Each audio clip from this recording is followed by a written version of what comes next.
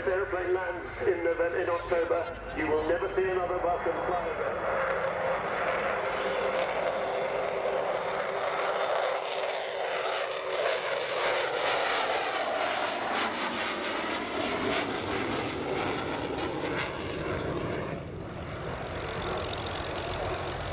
Starting at about 160 knots, 184 miles an hour, and accelerating up to 300 knots.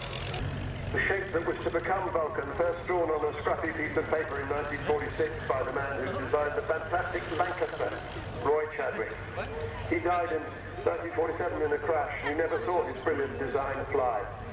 Nor did he see it become the first successful operational delta-wing aircraft in the world, rather like R.J. Mitchell not seeing his Spitfire into RAF service. So watch now as Bill Ramsey takes the aircraft into a spiral climb.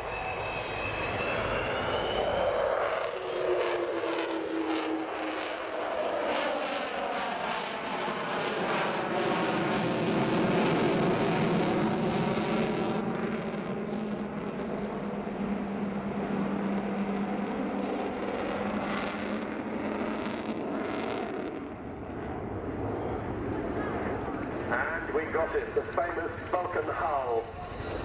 There are different explanations for how that happens. The easiest is that people say it's a bit like blowing over the top of a Coke bottle. You've got two engines on each side with a single intake, and under certain conditions you get that wonderful whistling sound.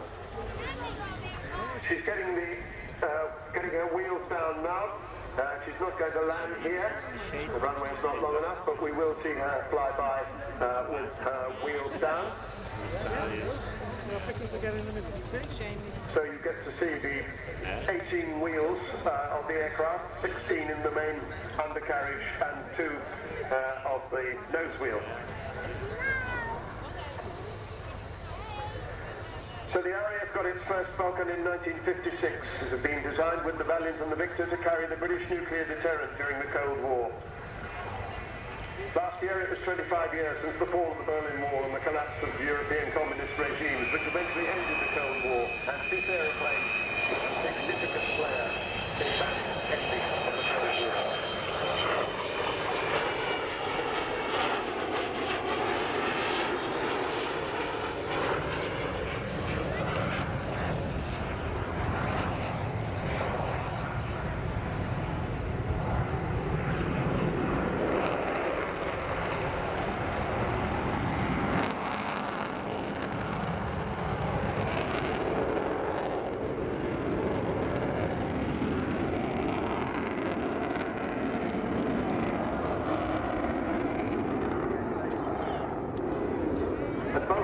She was kept on after Vulcan's virtually went out of service as part of the Vulcan display flight, because then, as now, everybody loved her so much they wanted her to keep on flying as a display aircraft.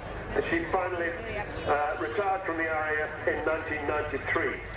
Now, as she comes by this time, watch for the bomb doors opening, and you'll see that capacious bomb bay that carried 21 1,000-pound bombs.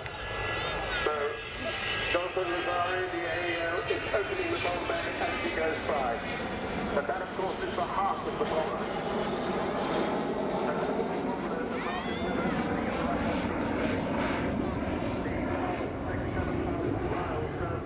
Islands from Ascension Island, 7,000 miles round trip.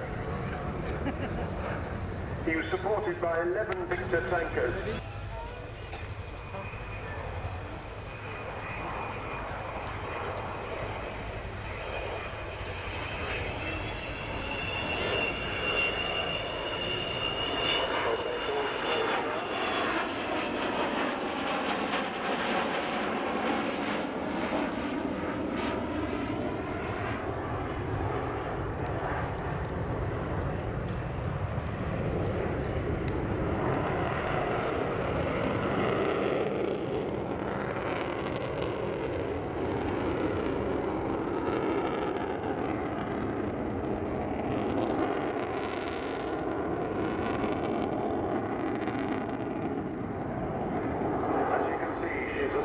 As a fighter. After she left the RAF, nobody thought we'd ever see a Vulcan fly again, but they didn't. They counted without two people in particular, but lots of others. David Walter. This has become her last year because the three technical authority companies that have to be, by regulation, looking after her, or rather not looking after, but certificating her, have decided that they can't afford to support her anymore. So at the end of the year, she will land and there will never be another Vulcan flying again.